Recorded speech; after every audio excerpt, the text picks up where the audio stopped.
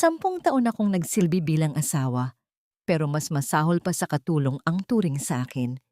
Itinapon ako sa kalsada na parang basura sa gitna ng malakas na ulan dahil lamang sa isang basag na plorera. Akala nila doon na natapos ang kwento ko. Hindi nila alam, ang bawat patak ng luha ko ay naging mitya ng isang apoy na tutupok sa kanilang kayabangan. Ako si Elena, at ito ang aking muling pagsilang. Sino ang huling tatawa? Huwag kang mag-alala, Sofia. Isang pirma lang ang kailangan at mawawala na siya sa buhay natin. Para lang siyang lumang kasangkapan sa bahay na nakakasawa ng tingnan. Isang asawang katulong na walang ibang alam gawin kundi ang maglinis at magluto. Ang boses ni Andre ay tila isang malamig na patalim na bumaon sa aking dibdib. Nakatayo ako sa labas ng pintuan ng kanyang silid tanggapan. Hawak ang isang bandehado ng mainit pang kare-kare. Ito ang paborito niyang ulam, ang espesyal na putahing inihanda ko para sa aming ika-10 anibersaryo ng kasal. Ang halimuyak ng mani at bagoong na dati-rati ay nagbibigay sa akin ng ligaya. Ngayon ay tila amoy ng isang mabulok na panaginip. Dahan-dahan kong tiningnan ang aking mga kamay. Ang mga daliring dati ay malinis at malambot. Ngayon ay magaspang, may mga bakas ng paso mula sa kalan at mga hiwa mula sa pagmamadali sa kusina para lamang pagsilbihan siya. Ang bawat kalyo sa aking palad ay saksi sa 10 taon ng aking pagpapakumbaba. Sa bawat sakripisyong ginawa ko para maging perpektong asawa sa isang lalaking ang tingin pala sa akin ay basahan lamang. Nanginig ang aking mga tuhod nang marinig ko ang mahininhin ngunit mapang-uyam na tawa ni Sofia. Alam ko ang babaeng iyon, ang socialite na laging nakadikit sa kanya sa mga business party kung saan madalas akong hindi imbitado dahil baka raw mapahiya siya sa aking amoy kusina. Isang malakas na tunog ng pagkabasag ang biglang bumasag sa katahimikan ng mansyon. Nagmula iyon sa gitna ng sala. Sa takot at kaba, binitawan ko ang bandehadong hawak ko sa ibabaw ng maliit na mesa at mabilis na tumakbo patungo sa pinagmulan ng ingay. Doon, nakita ko ang aking 6 na taong gulang na anak na si Nathan. Nakatayo siya sa gitna ng mga piraso ng asul at puting porselana, ang Ming vase. Ang pinakamahalagang koleksyon ni Andre na minana pa niya sa kanyang ina ay nagkapira-piraso na sa sahig. Ang mukha ng aking anak ay namumutla. Ang kanyang maliliit na kamay ay nanginginig sa takot. Mama, hindi ko po sinasadya. Nadulas lang po ang bola ko. Ang paos na tinig ni Nathan habang nagsisimulang pumatak ang kanyang mga luha. Bago ko pa man mayakap ang aking anak, naramdaman ko ang isang malakas na hangin na dumaan sa aking gilid. Si Andre. Ang kanyang mukha ay mapula sa galit. Ang kanyang mga mata ay parang sa isang hayop na handang manila. Anong ginawa mo? Ang dagundong ng kanyang boses na yumanig sa buong kabahayan. Andre, bata lang siya. Hindi niya sinasadya. Ang pagmamakaawa ko habang humaharang sa harap ni Nathan. Ngunit hindi ako narinig ni Andre. Ang tanging nakikita niya ay ang basag na porselana sa sahig. Sa isang iglap, naramdaman ko ang isang malakas at masakit na pagtama sa aking pisngi. Ang lakas ng kanyang sampal ay nagpadapa sa akin sa malamig na marmol na sahig. Tila umikot ang mundo at ang lasa ng dugo ay agad na humalo sa aking laway. Wala kang kwentang ina. Pati ang anak mo. Pinalaki mong kasing tanga mo. Ang sigaw niya. Laya. Ayoko nang makita ang pagmumukha ninyo sa pamamahay na ito. Mabilis niyang hinawakan ang braso ko at pilit akong itinayo. Kinaladkad patungo sa malaking pintuan ng mansyon. Sumunod ang iyak at hiyaw ni Nathan. Pilit na kumakapit sa binti ng kanyang ama. Ngunit tinabig lamang siya ni Andre na parang isang tuta. Andre, parang awa mo na. Gabi na, malakas ang ulan. Saan kami pupunta? Ang pagsusumamo ko habang ang aking mga daliri ay pilit na kumakapit sa hamba ng pinto. Hindi ko pakay kung mamatay kayo sa gutom sa labas. At huwag mong isasama ang anak ko. Mananatili siya rito para matutong hindi maging basura na gaya mo. Sa isang malakas na tulak, itinapon ako ni Andre palabas ng bahay. Ang katawan ko ay humalik sa basang semento ng driveway. Kasabay nito ang malakas na tunog ng pagsasara ng mabigat na pintong kahoy. Ang tunog ng trangka na naglalak ay tila huling hininga ng aking pag-asa. Nanatili akong nakadapa sa gitna ng malakas na buhos ng ulan. Ang bawat patak ng tubig ay tila libu-libong karayom na tumutusok sa aking balat. Maririnig ko pa ang palahaw ni Nathan mula sa loob. Ang pagtawag niya sa aking pangalan na unti-unting humihina habang inilalayo siya ng mga katulong. Tumingala ako sa madilim na langit. Ang ulan ay humahalo sa aking mga luha. 10 taon. 10 taon kong ibinigay ang lahat. Ang aking kabataan, ang aking pangarap, ang aking dangal. Lahat ng iyon ay nagtapos lamang sa isang basag na plorera at isang sampal na nagpabura sa aking pagkatao. Ganito na lang ba? Sa dinami-dami ng bagyo na sinuong ko para sa kanya, bakit ako pa ang naiwan sa ulan habang siya ay nagpapakasasa sa init ng ibang kandungan? Ang sakit na nararamdaman ko sa aking pisngi ay walang-wala sa hapdi na nanunuot sa aking puso. Habang ang bawat hibla ng aking damit ay nababasa, isang katanungan ang pilit na umaalingaw-ngaw sa aking isipan sa gitna ng kulog at kidlat. Hanggang kailan ako magiging biktima ng isang pag-ibig na ako lang naman ang bumuo? Bawat patak ng ulan na tumatama sa aking balat ay parang hapdi ng libu-libong latigo. Hindi ko alam kung saan ako pupunta. Ang suot kong manipis na duster ay basang-basa na, dumidikit sa aking nanginginig na katawan habang ang sapatos ko ay unti-unti nang nilalamon ng putik sa gilid ng kalsada. Sa bawat hakbang ko palayo sa mansyong iyon, tila unti-unti ring pinupunit ang aking puso mula sa aking dibdib. Nathan. Ang pangalan ng aking anak, ang tanging panalangin lumalabas sa aking nanginginig na mga labi. Sino ang magpapatulog sa kanya? Sino ang magbabasa ng kwento para hindi siya matakot sa dagundong ng kulog? Alam ni Andre na hindi makakatulog ang bata nang wala ako, pero mas pinili niyang gamitin ang sariling anak para saktan ako. Nakarating ako sa isang saradong terminal ng bus. Doon, sa ilalim ng kalawanging bubong na may mga butas, ay humanap ako ng masisilungan. Naupo ako sa malamig at sementadong sahig, nanginginig at yakap ang aking sarili. Inabot ko ang maliit na bulsa ng aking duster. Doon, naramdaman ko ang isang matigas na bagay. Inilabas ko ito, isang maliit na krepeng kurbata ng buhok ni Nathan na nakalimutan kong alisin sa bulsa ko kanina habang naglalaba. Idinikit ko ang maliit na piraso ng tela sa aking ilong. Amoy bata pa ito, amoy pulbo at amoy araw. Doon ako tuluyang humagulgol. Ang bawat hikbi ko ay nalulunod sa ingay ng malakas na ulan na humahampas sa bubong. 10 taon akong naniwala na ang pag-ibig ay sapat na para bumuo ng isang tahanan. Handa akong maging anino ni Andre. Handa akong maging katulong, maging dekorasyon. Huwag lang kaming magkahiwalay. Pero sa isang gabi lang, napatunayan kong ang lahat ng yon ay isang malaking kasinungalingan. Nang sumapit ang madaling araw, ang gutom ay nagsimulang manuot sa aking sikmura.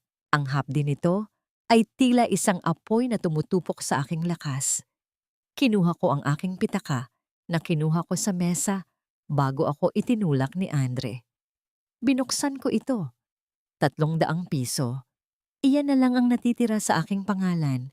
300 piso para sa 10 taon ng aking buhay. Naglakad ako hanggang sa marating ko ang isang maliit na palengke. Ang amoy ng pritong isda at mainit na kape ay nagpaikot sa aking paningin. Sa dulo ng eskinita, may isang maliit na karinderyang tila pag-aari ng isang matandang babae.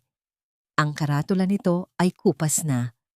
Ngunit ang usok na lumalabas mula sa malaking kawali ay tila tumatawag sa aking kaluluwa. Aling Rosa, Kailangan niyo po ba ng katulong? Ang tinig ko ay paos at halos hindi marinig sa ingay ng mga taong dumadaan. Tumingin sa akin ang matandang babae. Ang kanyang mga mata ay puno ng pagod pero may bakas ng kabutihan. Tiningnan niya ang aking basang damit, ang aking namamagang pisngi, at ang aking mga kamay na puno ng kalyo. Bata ka pa, Hija. Bakit ka naghahanap ng trabaho sa ganitong oras? Tanong niya habang nag-aayos ng mga platong plastik sa mesa. Kahit ano po. Kahit tagahugas lang ng plato. Basta makakain lang po ako at magkaroon ng matutuluyan. Ang sagot ko habang pinipigilan ang muling pagpatak ng aking luha. Wala na po akong matuluyan. Pinalayas po ako ng asawa ko. Bumuntong hininga ang matanda. Sige, maghugas ka muna doon sa likod. Pagkatapos, pakainin kita. Pero huwag kang mag-e-expect ng malaking sahod, ha? Maliit lang itong pwesto ko. Tumango ako nang mabilis. Sa loob ng sumunod na ilang oras, nilunod ko ang aking sarili sa trabaho. Hinugasan ko ang bawat tumpok ng plato hanggang sa mamuti ang aking mga daliri. Nilinis ko ang sahig na tila doon nakasalalay ang aking buong kinabukasan. Ang bawat pagkuskus ko ay tila pagtatangkang burahin ang alaala ng hapdi ng sampal ni Andre. Nang magtanghalian, binigyan ako ni Aling Rosa ng isang platong kanin at isang mangkok ng mainit na sabaw ng tinolang manok. Habang humihigop ako ng mainit na sabaw, naramdaman ko ang pagdaloy ng buhay pabalik sa aking katawan. Ngunit kasabay nito ang isang panibagong sakit. Napatingin ako sa labas ng karinderya. Ang bawat batang lalaki na dumadaan ay tila si Nathan sa aking paningin. Habang nagliligpit ako ng mga pinagkainan sa labas, napansin ko ang isang itim na sasakyang dahan-dahang huminto sa kabilang panig ng kalsada. 4 na lalaking nakabarong ang bumaba. Ang bawat isa sa kanila ay may hawak na litrato. Lumalapit sila sa bawat taong nadadaanan nila at may tinatanong. Nang makita ko ang mukha ng isa sa mga lalaki, napatigil ako. Iyon ang mga tauhan ng security agency na pag-aari ng pamilya ni Andre. Ang puso ko ay tila gustong kumawala sa aking dibdib. Hinahanap ba nila ako para ibalik sa mansyon? O may mas masamang plano si Andre para tuluyan akong patahimikin? Mabilis akong yumuko at pumasok sa loob ng kusina. Ang bawat hibla ng aking katawan ay nanlalamig sa takot. Hindi ko pwedeng hayaang mahanap nila ako. Hindi pa ngayon. Akala mo ba matatakasan mo ako, Elena? Kahit saang basurahan ka magtago, amoy na amoy ko pa rin ang pagiging hampas lupa mo. Ang matinis at mapang-uyam na tinig ni Sofia ay tumagos sa ingay ng nagkakagulong mga tao sa palengke. Halos mabitawan ko ang sandok na hawak ko. Nakatayo siya sa harap ng karinderya ni Aling Rosa. Suot ang isang mamahaling puting terno na tila kumikinang sa ilalim ng maduming bubong ng palengke. Ang kanyang presensya ay isang malupit na paalala ng mundong pilit kong tinatakasan. Isang mundong puno ng sutla, ngunit may pusong bato. Nakatitig ako sa kanya habang ang pawis ay gumagapang sa aking noo. Humahalo sa usok ng niluluto kong sinigang. Kanina lamang, abalang-abala ako sa pagpapakulo ng sampalok. Tinitiyak na ang asim nito ay tatagos hanggang sa buto ng baboy para lamang makalimutan ang gutom at pagod. Ngunit sa isang iglap, ang bango ng aking niluluto ay napalitan ng nakakasulasok na amoy ng mamahaling pabango ni Sofia. Ano, Elena? Nag-i-enjoy ka ba sa bago mong palasyo? Ang dagdag pa niya habang tinitingnan ang paligid ng may pandidiri. Bagay na bagay ka rito. Dito ka naman talaga galing, di ba? Sa putikan. Naramdaman ko ang paninigas ng aking mga daliri sa paligid ng hawakan ng sandok. Ang aking puso ay tila isang tambol na mabilis ang pagpalo, at ang bawat tibok nito ay sumasabay sa hapdi ng aking mga kamay na puno ng bagong pasong dulot ng talsik ng mantika. Gusto kong sumigaw. Gusto kong itapon sa kanya ang mainit na sabaw. Ngunit ang imahe ni Nathan na umiiyak sa likod ng rehas ng mansyon ang nagpahinto sa akin. Ganito na ba talaga ang tingin nila sa akin? Isang dumi na kailangang tapakan para lang kuminang ang kanilang mga sapatos? Sa dinami-dami ng serbisyong ibinigay ko, bakit ang tanging sukli ay ang patuloy na pagyurak sa aking pagkatao? Bago pa man makapagsalita si Sofia ng isa pang pangungutya, isang malalim at baritonong boses ang umalingaw-ngaw mula sa dulo ng mesa. Ale, kung wala kang balak kumain, huwag mong harangan ang daan. Nagugutom ako. Ang boses ay galing sa isang matandang lalaki na nakaupo sa sulok. Simple lamang ang kanyang suot. Isang kupas na polo shirt at maong. Ngunit ang kanyang mga mata ay may talim na hindi mo matatakasan. Siya si Don Teodoro, ang lalaking kanina patahimik na nagmamasid sa akin. Tiningnan siya ni Sofia nang may pag-alipusta. At sino ka namang matanda ka para utusan ako? Hindi mo ba ako kilala? Hindi siya sinagot ng matanda. Sa halip, lumingon siya sa akin at itinuro ang mangkok ng sinigang. Ibigay mo na sa akin yan, Hija. Gusto kong matikman kung ang asim ba niyan ay kasing tindi ng pasensya mo. Sa panginginig ng aking kamay, inilapag ko ang mangkok sa harap ng matanda. Kinuha niya ang kutsara at dahan-dahang humigop ng sabaw. Nanatiling nakatayo si Sofia, nakataas ang kilay, handang hiyain kaming dalawa. Ngunit nang maubos ng matanda ang unang hihigop, unti-unting nagbago ang anyo ng kanyang mukha. Ang kanyang mga mata, na kanina ay malamig, ay biglang nagkaroon ng kislap ng pagkagulat. Ang lasang ito, ang bulong niya, tila kinakausap ang kanyang sarili. Ito ang lasa ng pag-aalaga. Ito ang lasa ng isang taong nagluluto, hindi dahil kailangan, kundi dahil nagmamahal. Hinarap niya si Sofia na may kakaibang awtoridad na nagpatahimik sa babae. Ang babaeng tinatawag mong hampas lupa ay may kayamanang hindi mo kailanman mabibili ng pera mo. Ngayon, lumayas ka bago ko tawagin ang mga tanod dito. Nakakasira ka ng panlasa. Sa sobrang pahiya, padabog na tumalikod si Sofia. Ang kanyang mga takong ay lumilikha ng matining na tunog sa madulas na semento hanggang sa siya ay mawala sa paningin. Naiwan akong nakatayo, tila nawalan ng lakas. Lalapit sana ako para magpasalamat nang biglang kumuha ang matanda ng isang maliit na puting card mula sa kanyang bulsa at inilapag ito sa mesa. Huwag mong hayaang madumihan ang iyong talino sa dumi ng lansangan, Elena. Ang sabi niya, habang nakatitig ng diretso sa aking mga mata. Ang mga kamay na marunong magbigay ng ganitong kasarap na pagkain ay hindi dapat naghuhugas lang ng pinggan habang buhay. Tiningnan ko ang card. Walang ibang nakasulat doon, kundi isang pangalan at isang address.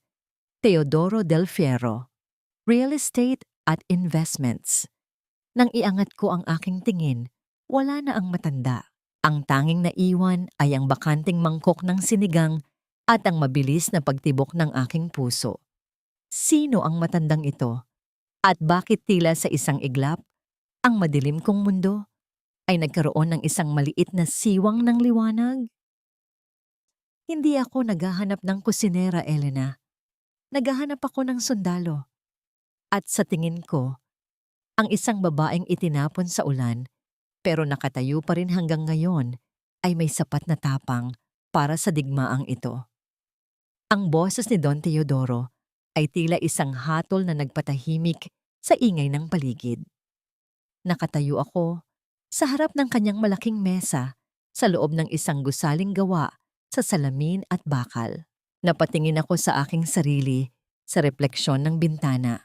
Ang aking suot na lumang blusa na hiniram ko kay Aling Rosa ay kupas na, malayo sa karangyaan ng opisina ni Don Teodoro.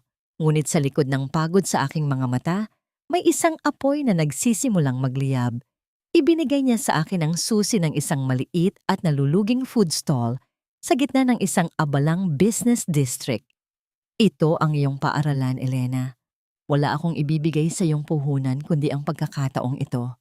Buhayin mo ang pwestong yon sa loob ng 3 buwan o bumalik ka sa paghuhugas ng pinggan. Hindi ako nagatubili. Tinanggap ko ang susi na tila yun ang tanging sandata ko para mabawi ang aking anak. Ngunit ang unang araw ko sa bagong paaralan ay hindi naging madali. Pagdating ko sa stall, sinalubong ako ng 3 empleyadong matatagal na roon. Tumingin sila sa akin mula ulo hanggang paa nang may halong pangungutya. Siya ba ang ipinalit ni Don Teodoro sa dati nating manager? Ang bulong ng isa sa kanila, sapat na para marinig ko. Mukha siyang galing sa Riles. Ano namang alam niyan sa pagpapatakbo ng negosyo? Baka pati paghiwa ng sibuyas? Hindi alam. Naramdaman ko ang panginginig ng aking kamao. Gusto kong sabihin sa kanila na 10 taon akong nagpatakbo ng isang mansyon nang walang katulong, na ang bawat butil ng kanin na kinain ni Andre ay dumaan sa aking pagsusuri. Pero nanatili akong tahimik. Sa mundong ito, ang salita ay walang halaga kung walang gawa. Sinimulan ko ang aking araw sa ganap na 3:00 ng madaling araw. Habang ang buong mundo ay natutulog pa, nasa palengke na ako, nakikipag-unahan sa mga mamimili para makuha ang pinakasariwang sangkap sa pinakamababang halaga. Ang bawat sentimo ay tila patak ng dugo na kailangan kong tipirin. Pagdating sa stall, ako ang unang humahawak ng walis. Ako ang unang nagpapasiklab ng apoy sa kalan. 20 oras sa isang araw. Iyon ang naging ritmo ng aking buhay. Ang aking likod ay tila mababali na sa sobrang pagod. Ang aking mga binti ay namamanhid sa maghapong pagtayo. Ngunit sa tuwing ipipikit ko ang aking mga mata, ang mukha ni Nathan ang nakikita ko. Samantala, sa loob ng mansyong dati kong itinuturing na tahanan, unti-unti nang nagbabago ang ihip ng hangin. Nakaupo si Andre sa mahabang hapagkainan, nakatitig sa ulam na inihanda ng bagong tagapagluto na kinuha ni Sofia. Bakit ganito ang lasa nito? Ang reklamo ni Andre, sabay bitaw ng kutsara na lumikha ng matunog na tunog sa porselanang plato. Masyadong maalat at ang karne ay matigas na parang guma. Huwag ka ngang mareklamo, Andre. Ang sagot ni Sofia habang abala sa pagtingin sa kanyang mamahaling relo. Ang mahal ng bayad natin sa chef na yan mula sa sikat na restaurant. Baka ang panlasa mo lang ang may problema. Hindi na sumagot si Andre. Tumingin siya sa bakanting upuan sa kanyang tapat. Ang upuan kung saan ako dating nakaupa. Tahimik na naghihintay na matapos siyang kumain bago ko ligpitin ang lahat. Ngayon, ang mansyon ay puno ng mamahaling gamit, pero tila nawalan ng kaluluwa. Ang katahimikan ay tila isang multong bumabalot sa bawat sulok. Isang hapon, hindi ko na natiis ang pangungulila. Gamit ang aking kaunting naipon, mula sa unang linggo ng sweldo, sumakay ako ng jeep patungo sa paaralan ni Nathan. Nagtago ako sa likod ng isang malaking puno ng akasya. Suot ang isang sombrero para hindi ako makilala. Nang tumunog ang kampana, nakita ko siyang lumabas. Ang aking puso ay tila sasabog sa saya at sakit. Nakayuko si Nathan. Ang kanyang maliit na bag ay tila napakabigat para sa kanyang balikat. Wala ang dating kislap sa kanyang mga mata. Nang may lumapit na kalaro sa kanya, umiling lang siya at nanatiling nakaupo sa isang tabi. Napakagatlabi ako hanggang sa malasahan ko ang dugo. Gusto kong tumakbo, yakapin siya at sabihing, nandito na si Mama. Pero alam kong itataboy lang ako ng mga guard. Nathan, anak, kaunting tiis pa. Ang bulong ko sa hangin habang ang aking mga daliri ay mahigpit na nakakapit sa magaspang na balat ng puno. Hahakutin ko ang lahat ng bituin sa langit, maging sapat lang ang liwanag ko para mabawi ka. Habang naglalakad ako palayo, hindi ko napansin ang isang kulay pulang sasakyan na nakaparada sa kabilang kalsada. Sa loob nito, nakadungaw si Sofia. Ang kanyang mga mata ay naniningkit sa galit habang pinapanood ang bawat galaw ko. Akala mo ba ay makakabangon ka pa, Elena? Ang bulong ni Sofia sa sarili habang ang kanyang mga kuko ay mahigpit na nakabaon sa leather na manibela. Hindi ko hahayaang maging banta ka sa marangyang buhay na nakuha ko na. Kung kailangang ibaon kita ng buhay sa putikan, gagawin ko. Kaya ko bang maging bakal sa harap ng mga taong gustong tunawin ako? O ang pag-ibig ko para sa aking anak ang magiging mitya ng aking sariling paghantong sa kapahamakan? Ang bawat butil ng kanin na isinusubo ng aking mga mamimili ay tila isang hakbang palapit sa muli nating pagkikita, Nathan. Ang boses ko ay bulong na lamang sa gitna ng nagngangalit na tunog ng mga kawali at ang mainit na singaw ng niluluto kong adobo.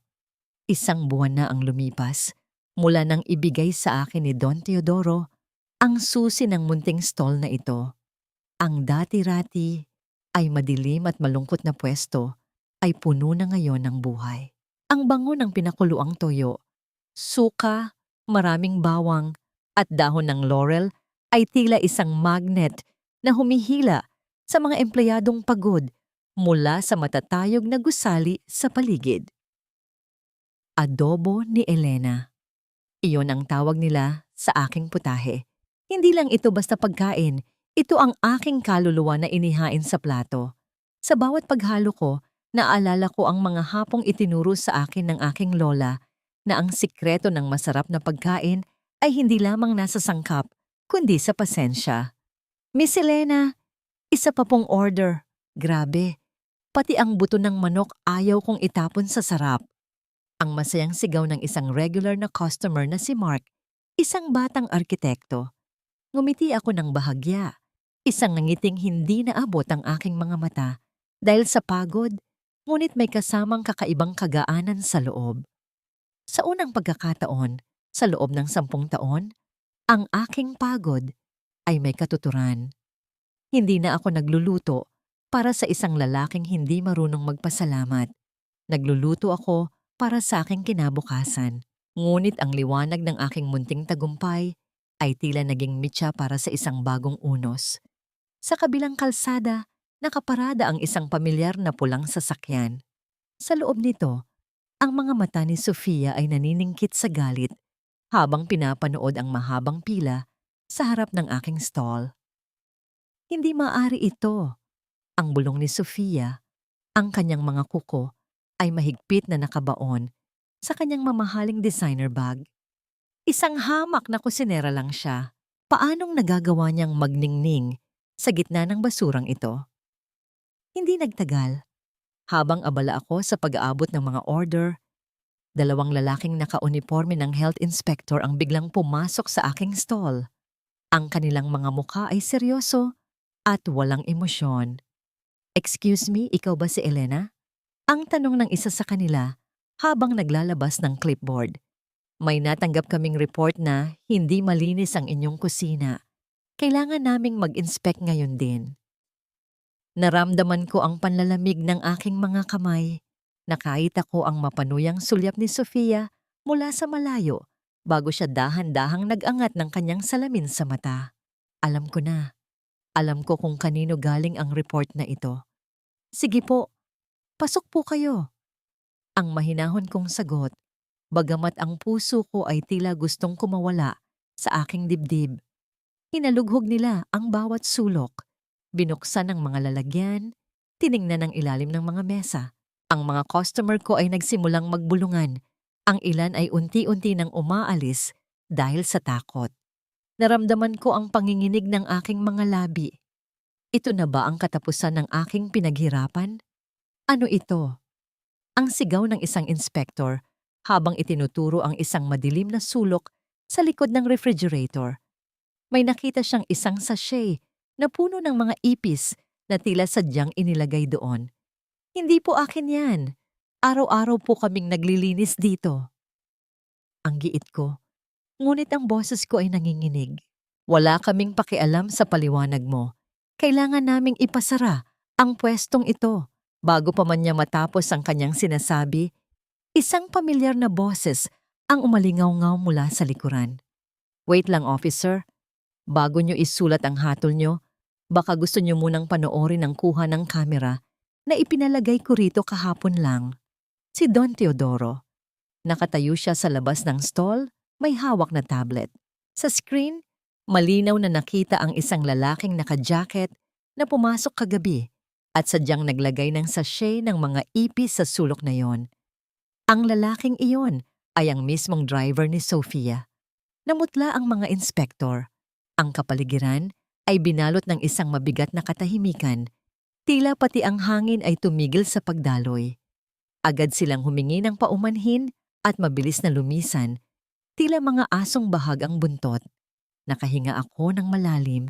Ang aking mga tuhod ay tila naging halaya sa sobrang kaba. Tumingin ako kay Don Teodoro. Ang aking mga mata ay puno ng pasasalamat. Salamat po, Don Teodoro. Kung hindi dahil sa inyo.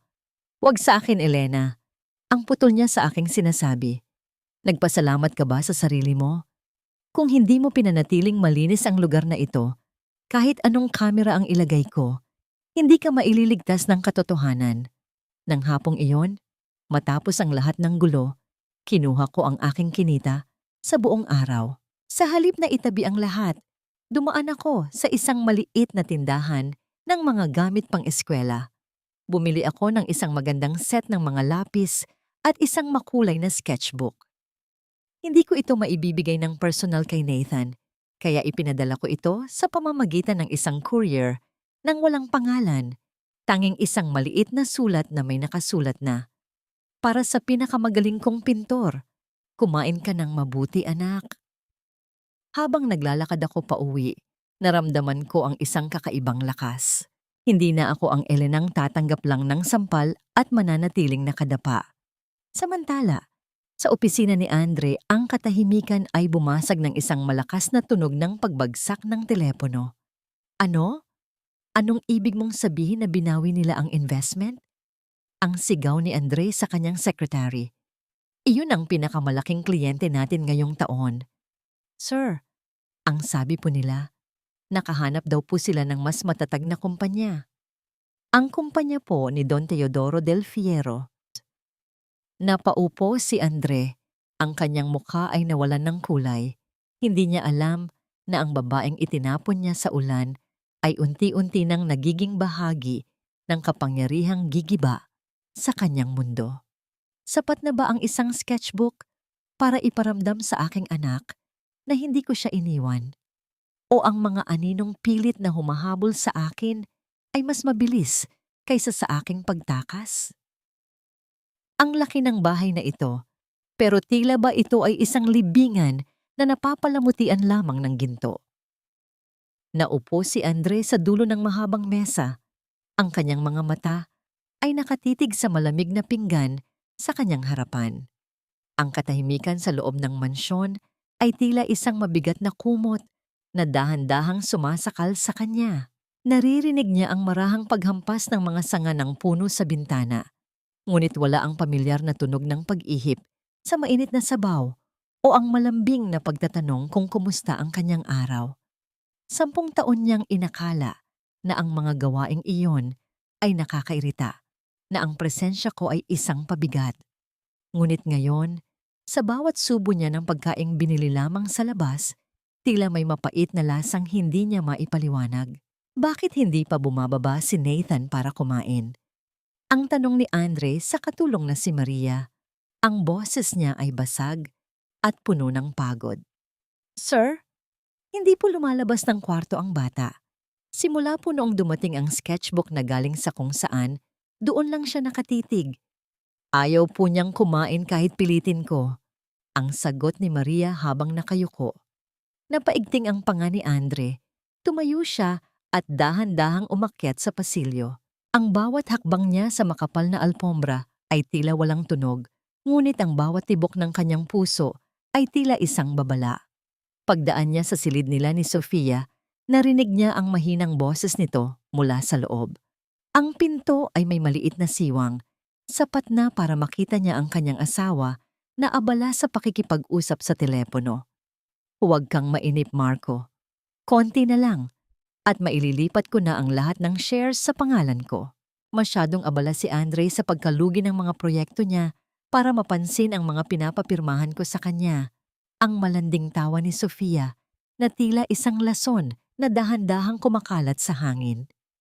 Pagkatapos nito, iiwan natin ang bangkay ng kumpanyang ito at ang lalaking niya na walang kaalam-alam.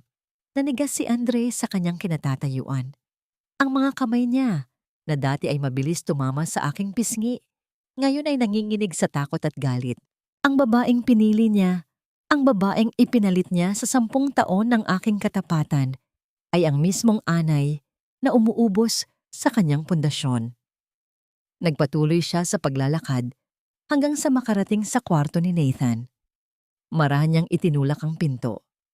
Walang imik ang bata. Nakaupo si Nathan sa sahig, sa ilalim ng maliit na liwanag ng lampshade. Hawak niya ang sketchbook na ipinadala ko. Gamit ang mga bagong lapis, iginuhit ni Nathan ang isang babaeng may suot na apron, nakatayo sa isang maliit na karinderya.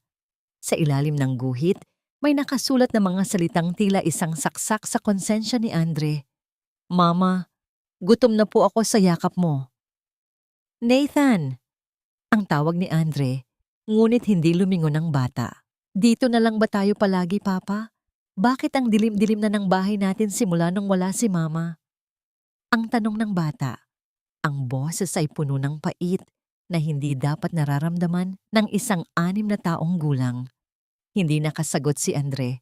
Tumalikod siya at bumalik sa kanyang kwarto. Ang kanyang mga mata ay puno ng pagsisisi na huli na para sambitin. Samantala, sa aking munting silid, sa itaas ng karinderya ni Aling Rosa, nakatingin ako sa buwan mula sa maliit na bintana. Ang amoy ng nilabhang damit at ang init ng pagod sa aking mga kalamnan ay tila isang parangal. Hindi man ako natutulog sa malambot na kama, ang aking budhi ay payapa. Hinaplos ko ang aking mga daliri. Ang mga sugat ay unti-unti nang naghihilom, napapalitan ng matitigas na kalyo na simbolo ng aking bagong lakas. Naramdaman ko ang isang kakaibang koneksyon. Tila ba sa sandaling ito, ang hangin ay may ibinubulong sa aking balita mula sa aking anak. "Nathan, nararamdaman mo ba? Ang bawat paghihirap ni Mama ngayon ay para sa araw na wala nang makakaagaw sa iyo sa akin." Ang bulong ko sa katahimikan ng gabi. Ngunit ang hindi ko alam, habang ako ay naghahanda para sa aking pagbangon, si Sofia ay nagsisimula na ring maghabi ng isang mas madilim na plano. Kung hindi niya ako mapapatay sa hirap, gagawa siya ng paraan para tuluyan ng mawala ang tanging dahilan kung bakit pa ako humihinga. Kayang-kaya ko bang harapin ang ahas na nanasi nasa loob mismo ng bahay na dati kong itinuring na langit?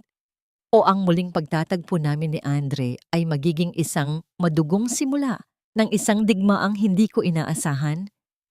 Hindi maaaring siya iyan. Ang Elena na kilala ko ay amoy pawis at laging may mantsa ng uling sa mukha. Hindi isang reyna na nagniningning sa ilalim ng mga kristal na chandelier. Ang boses ni Andre ay tila isang hanging mongligaw na dumaan sa aking pandinig habang naglalakad ako sa gitna ng grand ballroom. 5 taon. 5 taon ang dumaan na tila isang mahabang taglamig. Ngunit ngayon, ang bawat hakbang ng aking matitulis na sapatos sa makintab na sahig ay tila isang matikas na martsa ng tagumpay. Ang aking suot na kulay esmeraldang gown ay yari sa pinakamahusay na sutla at ang bawat tahi nito ay simbolo ng bawat luhang pinatuyo ko ng sarili kong mga kamay. Hindi na ako ang babaeng itinapon sa ulan. Ngayon, ako na ang general manager ng Hiyas ng Lahi, ang pinakasikat na chain ng mga restaurant sa buong bansa. Sa tabi ko ay nakatayo si Don Teodoro. Ang kanyang mukha ay puno ng pagmamalaki habang ipinapakilala ako sa mga pinakamakapangyarihang tao sa lipunan. Naramdaman ko ang titig ni Andre mula sa malayo. Nakatayo siya sa tabi ng isang buffet table. Hawak ang isang baso ng alak na tila nanginginig sa kanyang kamay. Ang kanyang mukha ay tila tumanda ng 10 taon. May mga linyang hindi ko nakita noon. At ang kanyang dating kagalang-galang na tindig ay tila unti-unti nang bumibigay. Sa tabi niya, si Sofia ay pilit nang ngumingiti. Ngunit ang kanyang mga mata ay naniningkit sa inggit habang tinitingnan ang mga perlas na nakapulupot sa aking leeg. Dahan-dahan silang lumapit sa amin. Ang bawat segundo ng kanilang paglapit ay tila isang pelikulang naka-slow motion sa aking isipan. Naalala ko ang hapdi ng sampal ni Andre, ang lamig ng simete, at ang iyak ni Nathan na pilit na binura ng ulan. Elena, ang paos na tinig ni Andre nang makatapat kami. Ikaw nga ba talaga yan? Tumingin ako sa kanya ng diretsyo. Walang galit, walang puot, tanging isang malamig at malalim na kawalan. Magandang gabi, Ginang Andre. Mukhang naliligaw kayo sa bahagi ng kwartong ito na para sa mga imbitadong bisita lamang. Namutla si Andre. Hindi niya inaasahan ang ganitong klasing pananalita mula sa babaeng dati ay hindi makatingin sa kanya ng diretsyo. Akalain mo nga naman, ang singit ni Sofia, ang kanyang boses ay puno ng kamandag kahit pilit itong pinagmumukhang matamis. Mula sa pagiging tagahugas ng pinggan sa palengke, naging katulong naman ni Don Teodoro. Galing mo talagang umakyat, Elena. Kaninong kama naman ang ginamit mo para makarating dito? Isang mabigat na katahimikan ang bumalot sa paligid. Ang mga taong malapit sa amin ay napatigil sa kanilang pag-uusap. Naramdaman ko ang paghigpit ng hawak ni Don Teodoro sa kanyang tungkod. Ngunit bago pa man siya makapagsalita, ako na ang nauna. Ang mga taong walang sariling kakayahan ay palaging nag-iisip na ang tagumpay ng iba ay nakuha sa maduming paraan, Sofia. Ang mahinahon kong sagot, sapat na para marinig ng lahat. Marahil ay iyan ang tanging paraan na alam mo kaya mo yan nasasabi. Ngunit sa mundo ni Don Teodoro, tanging husay at dangal ang kinikilala, bagay na mukhang matagal nang nawala sa inyong dalawa. Elena, sapat na! Ang awat ni Andre, ngunit ang kanyang boses ay walang kapangyarihan. Hindi, Andre.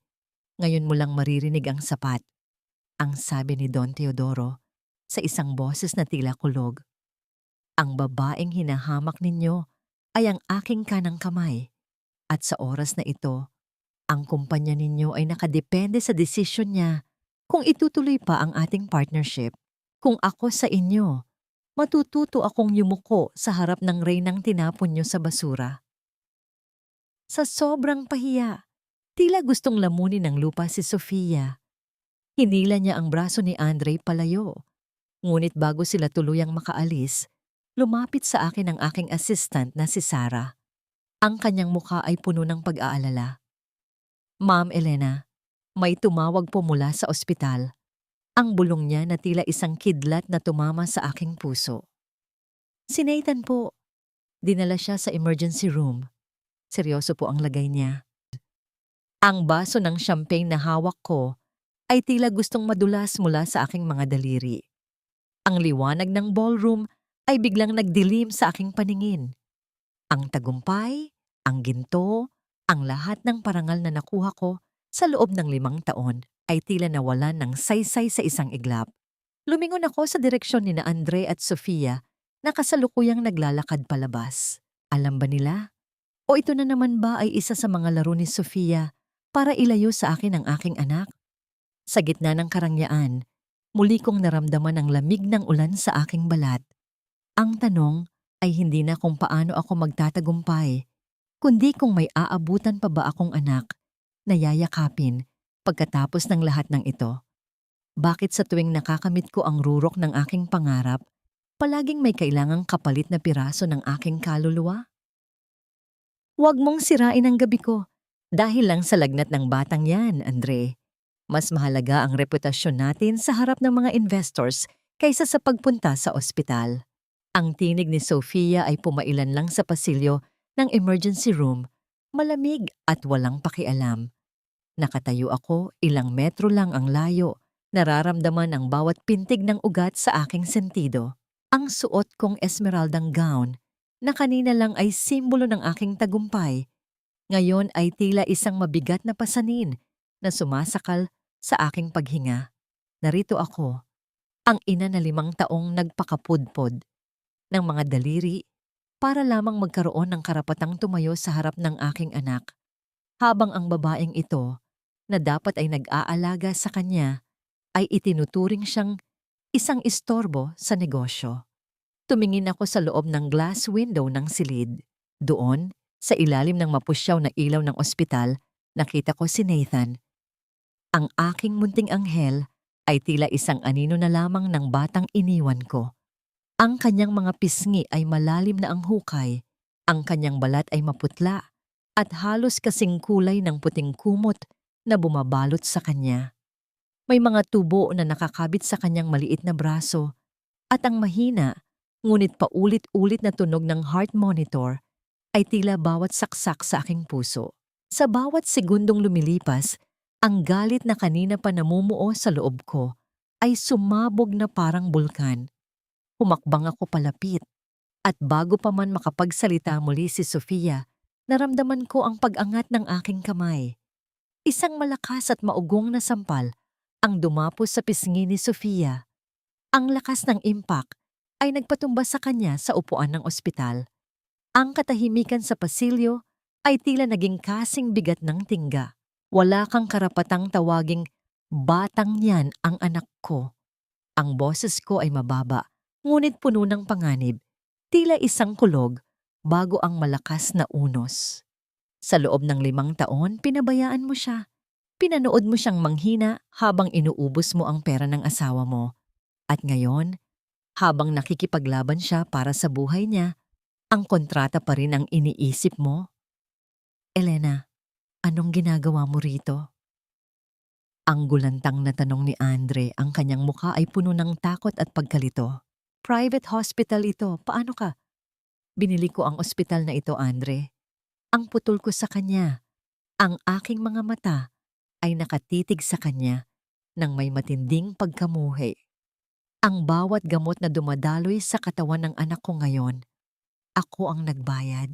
Dahil habang abala ka sa pakikipag-flirt sa mga investors, hindi mo man lang napansin na ang anak mo ay hindi na kumakain ng maayos sa loob ng sarili mong bahay. Mabilis na tumayo si Sofia. Hawak ang kanyang namumulang pisngi. Ang kanyang mga mata ay nanlilisik sa galit. You bitch! You think you can just come here and act like a hero? Asawa ko pa rin si Andre at kami ang legal guardians ni Nathan. Not for long. Ang sagot ko habang kinukuha ang isang folder mula sa aking assistant na kanina pa nasa likuran ko. Andre, ang kumpanya mo ay baon na sa utang. Bukas na bukas, kukunin na ng bangko ang mansyon nyo. Pero may offer ako sa'yo.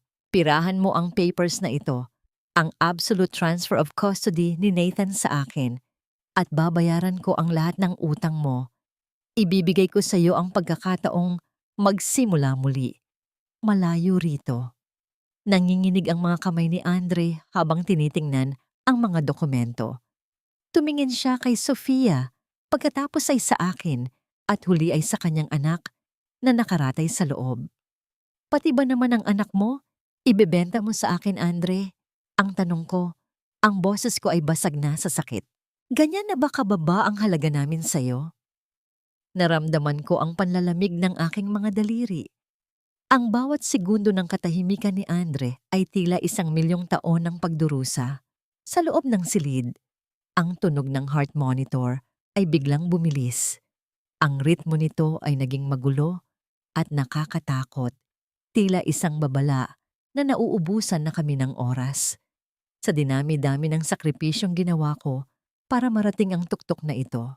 Bakit kailangan ko pa ring makipagtawaran sa demonyo para lamang mayakap ang sarili kong laman at dugo?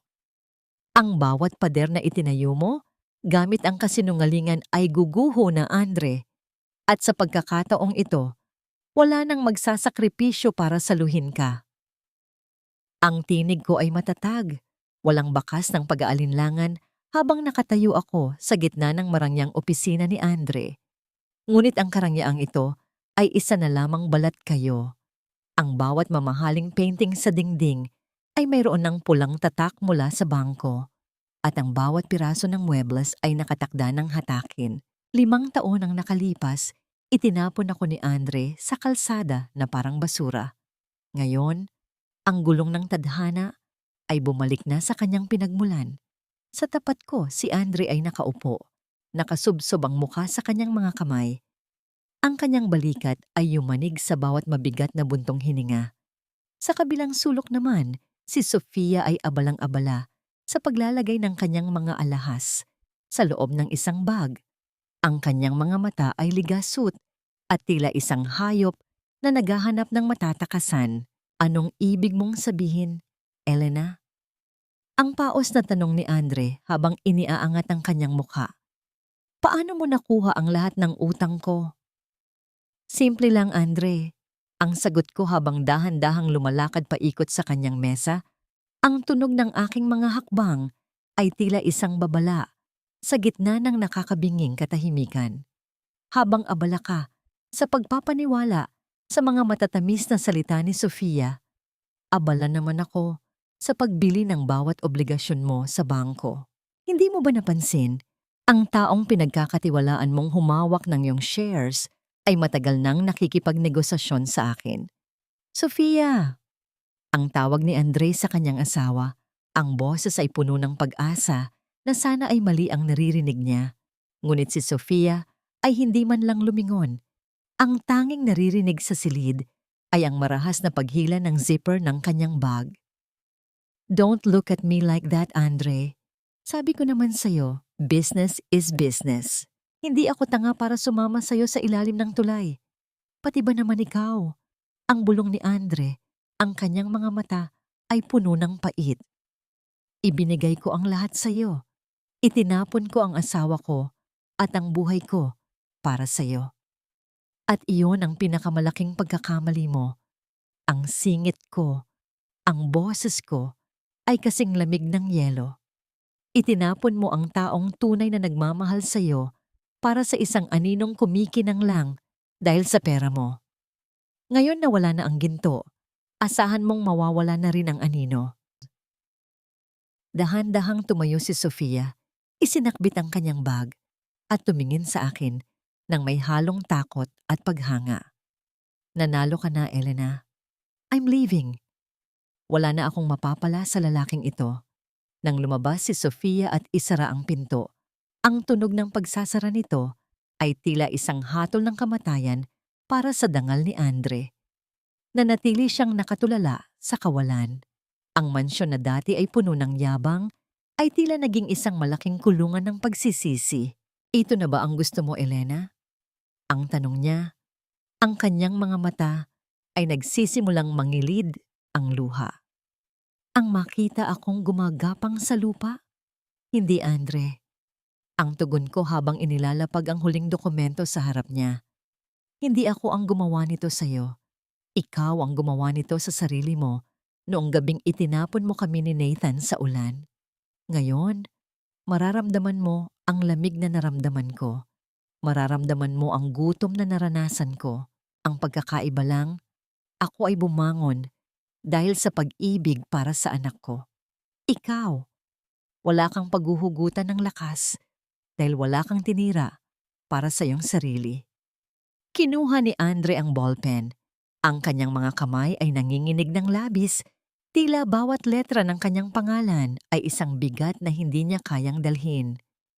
Nang matapos siyang pumirma sa pagsuko ng lahat ng kanyang ari-arian at ang ganap na karapatan sa pag-aalaga kay Nathan, binitawan niya ang panulat na lumikha ng isang mahinang tunog sa kahoy na mesa.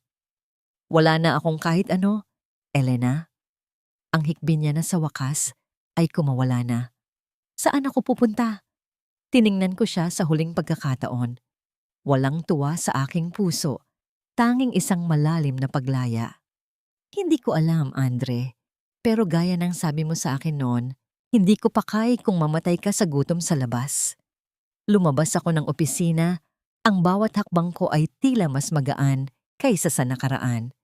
Ngunit nang makarating ako sa labas, tumunog ang aking telepono. Ang boses ng doktor ni Nathan ang bumati sa akin. Ma'am Elena, kailangan niyo pong pumunta rito ngayon din. May nangyayari pong hindi maganda sa lagay ng bata. Ang langit na kanina ay maaliwala sa ibiglang binalot ng makulimlim na ulap. Ang tagumpay ba ay palaging may kasamang panibagong dusa? Bakit kung kailan nasa akin na ang lahat ng armas para bawiin ang aking anak, tila ba ang tadhana naman ang pilit na kumukuha sa kanya? Handa akong lumuhod sa harap mo, Elena. Kahit maging dumi na lang sa ilalim ng sapatos mo, patawarin mo lang ako. Huwag mo lang akong hayaang mamatay sa gutom sa kalsada. Ang boses ni Andre ay tila isang basag na plaka, paulit-ulit at puno ng desperasyon. Nakatayo ako sa likod ng aking malawak na bintanang salamin sa itaas ng Del Fierro Tower. Sa labas, ang lungsod ay tila isang dagat ng mga kumukutitap na ilaw. Isang mundong pinagsumikapan kong sakupin, habang siya naman ay abala sa pagwawaldas ng kanyang dangal. Dahan-dahan akong humarap sa kanya.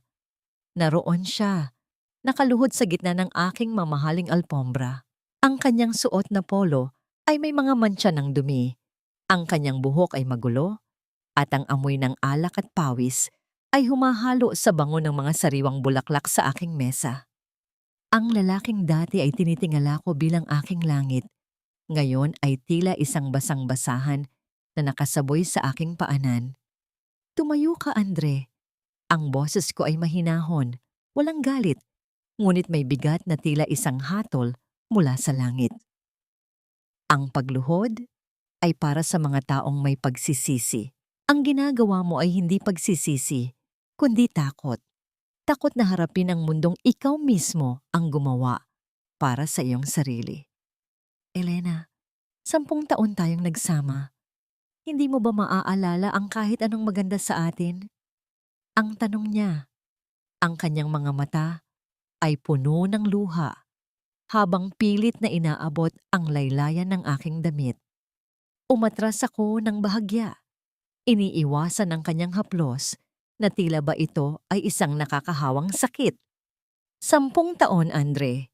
10 taon akong nagluto para sa'yo, naglaba, naglinis, at nagmahal sa'yo ng higit pa sa sarili ko. Pero sa isang gabi, pinalitan mo ang lahat ng iyon ng isang sampal at isang utos na lumayas sa gitna ng ulan. Naaalala mo ba ang lasa ng dugo sa bibig ko noong gabing iyon? Dahil hanggang ngayon, nalalasahan ko pa rin iyon sa tuwing tinitingnan kita. Kinuha ko ang isang itim na envelope mula sa aking mesa at inihagis ito sa sahig, malapit sa kanyang nanginginig na mga kamay. Iyan ang tiket mo palabas ng bansa. Isang pagkakataon para magsimula muli sa lugar kung saan walang nakakakilala sa'yo. May sapat na pera rin dyan para hindi ka magutom sa loob ng ilang taon, ang sabi ko habang nakatingin sa malayo. Iyan ang huling utang na loob na ibibigay ko sa'yo. Hindi dahil mahal pa kita, kundi dahil ayokong lumaki si Nathan na alam na ang kanyang ama ay isang pulubi sa kalsada. Elena, hindi mo na ba talaga ako mapapatawad? Ang hikbi niya. Ang pagpapatawad ay hindi nangangahulugang pagbabalik sa dati, Andre. Ang tugon ko, ang aking tinig ay malamig at pinal. Pinatawad na kita para sa katahimikan ng kaluluwa ko. Pero ang paglimot, ibang usapan niyon. Ngayon, umalis ka na. May mahalaga pa akong kailangang puntahan. Sa sandaling iyon, ang pinto ng aking opisina ay bumukas ng marahas. Ang aking assistant ay pumasok na hingal. Ang kanyang muka ay maputla. Ma'am Elena, ang ospital. Tumigil daw po ang pagtibok ng puso ni Nathan sa loob ng 10 segundo kanina. Nilipat na po siya sa ICU. Seryoso na po ang sitwasyon. Ang mundo ay tila huminto sa pag-ikot. Ang itim na envelope na hawak ni Andre ay nalaglag sa sahig. Ang lahat ng tagumpay ko, ang lahat ng perang naipon ko, at ang bawat ari-ariang nakuha ko mula sa kanya ay tila naging mga abo na tinangay ng hangin. Hindi ko na tiningnan si Andre. Mabilis akong tumakbo palabas. Ang tunog ng aking mga hakbang sa pasilyo ay tila ba kumpas ng isang mabilis na orasan na nauubusan na ng oras. Ang bawat segundo ng pagbiyahe patungo sa ospital ay tila isang habambuhay na pagpaparusa. Nang marating ko ang pintuan ng ICU, nakita ko ang mga doktor na nagkakagulo sa loob. Ang tunog ng mga makina ay mabilis at nakakataranta. Isang ritmo ng kamatayan na pilit na nilalabanan ng siyensya. Nanlabo ang aking paningin dahil sa mga luhang hindi ko na mapigilan. Nathan, wag anak. Wag mong iwan si mama. Ang bulong ko habang nakasandal sa malamig na salamin ng ICU. Kinuha ko na ang lahat. Binaligtad ko na ang mundo para sa'yo. Huwag mo namang hayaang maging reyna ako ng isang kahariang walang laman. Isang kamay ang dahan-dahang pumatong sa aking balikat. Akala ko ay si Don Teodoro. Ngunit nang lumingon ako, nakita ko ang doktor na may malungkot na mukha. Ma'am Elena, kailangan niyo pong maging matatag. Ang susunod na ilang oras ang magdidikta kung magigising pa siya o tuluyan na siyang mahuhulog sa koma. Sa gitna ng liwanag ng ospital at ng amoy ng gamot, muli kong naramdaman ang pagiging maliit at walang kapangyarihan. Sa kabila ng lahat ng aking yaman, wala akong magawa kundi ang manalangin sa gitna ng katahimikang nakakabingi. Walang halaga ang bilyon-bilyong piso sa bangko kung ang tanging boses na gusto mong marinig ay mananatiling tahimik. Ang boses ko ay halos isang bulong na lamang sa loob ng sterile at malamig na silid ng ICU. Nakaupo ako sa tabi ng kama ni Nathan.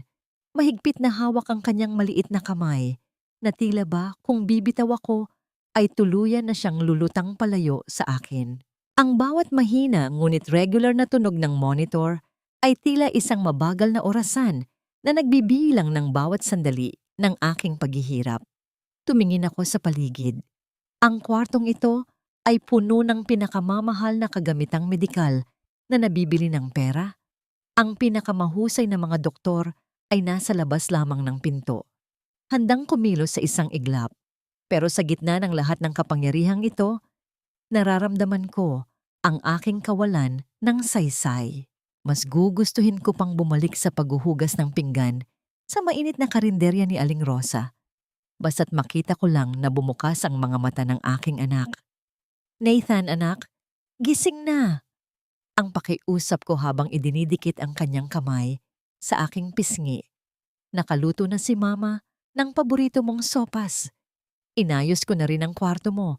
Puno yun ng mga bagong sketchbook at makukulay na pintura. Hindi na tayo babalik sa mansyong yon. May sarili na tayong kaharian, anak. Ikaw ang hari. At ako ang iyong tagapaglingkod. 3 araw at 3 gabi akong hindi umalis sa kanyang tabi. Ang aking suot na esmeraldang gown ay napalitan na ng simpleng damit. Ang aking buhok ay nakapusod na lamang at ang aking muka ay wala ng bahid ng makeup. Sa mga oras na ito, hindi ako ang general manager, hindi ako ang reyna ng negosyo. Ako lang ay isang ina na nagmamakaawa sa tadhana. Sa ika-4 na araw, habang ang sikat ng araw ay dahan-dahang sumisilip sa pagitan ng mga kurtina, naramdaman ko ang isang bahagyang paggalaw, isang maliit na kiliti sa aking palad. Nanlaki ang aking mga mata. Pinanood ko ang kanyang mga pilik mata na dahan-dahang gumalaw, tila ba nahihirapan sa bigat ng liwanag. Pagkatapos, sa isang sandaling tila tumigil ang mundo, bumukas ang kanyang mga mata, ang mga matang kasing itim ng gabi, ngunit puno ng buhay. Ang paos at halos hindi marinig na tawag niya. Narito si mama, anak. Narito na ako. Ang hikbi ko habang ang mga luhang kanina pa pinipigilan ay tuluyan ng bumuhos. Hindi ito luha ng pait, kundi luha ng isang bagong simula. Lumipas ang ilang buwan. Ang sugat sa katawan ni Nathan ay gumaling. At kasabay nito, ang mga sugat sa aming kaluluwa ay nagsimula na ring maghihilom. Lumipat kami sa isang bagong bahay. Isang bahay na hindi kasing laki ng mansyon ni Andre, ngunit puno ng sikat ng araw at amoy ng masarap na pagkain. Wala nang takot sa bawat sulok. Wala nang boses na nanggagaling sa dilim para manakit. Isang hapon, habang pinapanood ko si Nathan na masayang nagpipinta sa hardin, kasama si Don Teodoro, lumapit sa akin ang aking assistant. May dala siyang isang kulay abong envelope na galing sa ibang bansa. Ma'am Elena, Nahanap na po ang kinaroroonan ni Sofia ang balita niya. Nasa isang maliit na bayan siya sa Europa. Ayon sa report, naubos ang lahat ng perang tinangay niya dahil sa pagsusugal ng kanyang kasama. Ngayon, nagtatrabaho siya bilang tagalinis sa isang pampublikong banyo para lang mabuhay. Hindi ako nakaramdam ng saya, hindi rin ako nakaramdam ng lungkot. Tila ba ang pangalang Sofia ay isa na lamang lumang pahina sa isang aklat na matagal ko nang natapos basahin. Ang tunay na hustisya ay hindi ang makitang nagdurusa ang iba, kundi ang makitang masaya at buo ang sarili mong buhay sa kabila ng kanilang ginawa. Hayaan mo na siya. Ang maikli kong sagot. Wala na siyang puwang sa mundo natin. Tumingin ako kay Nathan na ngayon ay tumatakbo patungo sa akin. May dalang guhit ng isang bahay na may 3 tao. Siya, ako, at si Don Teodoro. Sa ilalim nito, may nakasulat na, tahanan. Yinakap ko ang aking anak ng mahigpit, nilalanghap ang amoy ng kanyang buhok na amoy araw at kalayaan. Ang bawat sakripisyo, ang bawat sampal, at ang bawat gabing inilaan ko sa ulan ay nagbunga na. Ngunit habang kami ay nagdiriwang ng aming bagong buhay, isang balita tungkol kay Andre ang biglang dumating. Isang huling hiling mula sa lalaking naging bahagi ng aking nakaraan na magpapabago sa huling kabanata ng aming kwento. Handa na ba akong harapin ang huling anino ng aking nakaraan? O hahayaan ko na lang itong lamunin ng limot? Ang bawat dapit hapon ay hindi na isang paalala ng kadiliman, kundi isang pangako na ang araw, gaano man ito katirik, ay palaging makakahanap ng pahinga sa isang payapang tahanan. Nakatayo ako sa balkonahe ng aming bagong bahay sa Tagaytay. Ang malamig na simoy ng hangin ay humahalik sa aking balat. May dalang bango ng mga sariwang pine trees at ang amoy ng niluluto kong ginataang bilo-bilo sa kusina. Sa di kalayuan, naririnig ko ang mahinang tawanan ni Nathan at Don Teodoro habang naglalaro sila ng chess sa ilalim ng puno ng nara. Ang bawat hagik-hik ni Nathan ay tila isang himig na nagbubura sa lahat ng sakit ng nakaraan. Hawak ko sa aking mga kamay ang isang liham na dumating kaninang umaga. Galing ito kay Andre. Hindi ko na kailangang buksan ng sobre para malaman ang nilalaman nito. Ayon sa aking mga tauhan, si Andre ay namumuhay na ngayon sa isang maliit na baryo sa probinsya. Nagtatrabaho bilang isang kargador sa pantalan. Ang lalaking dati ay hindi makahawak ng baso kung walang katulong. Ngayon ay nabubuhay sa pawis ng kanyang sariling mga palad. Sabi ng doktor, malubha na ang kanyang karamdaman at ang huling hiling niya ay ang makita si Nathan kahit sa malayo lamang. Dahan-dahan kong pinunit ang liham, ang bawat piraso ng papel ay hinayaan kong tangayin ng hangin palayo sa akin. Hindi dahil sa puot, kundi dahil sa paggalang sa katahimikang matagal naming pinaghihirapan ni Nathan. Ang pagpapatawad ay naibigay ko na sa kanya noong gabing lumabas ako sa ICU na buhay ang aking anak. Ngunit ang aming buhay ay hindi na kailanman magiging bahagi ng kanyang mundo. Pumasok ako sa loob ng bahay at dumaan sa aking personal na kusina. Doon, sa gitna ng lamesa nakalagay ang isang florera. Hindi ito gawa sa mamahaling porselana ng Ming, kundi isang simpleng stoneware na ginawa ni Nathan sa kanyang pottery class. Hindi ito perpekto, may mga ukit at hindi pantay ang kulay, ngunit alam kong hindi ito basta-basta mababasag. Gaya ng aking pagkatao, dumaan ito sa matinding apoy para tumibay. Mama, handa na po ba ang merienda? Gutom na po si Lolo Teodoro, ang masayang tawag ni Nathan habang tumatakbo patungo sa akin. Ang dati-rati ay gupit pobreng bata.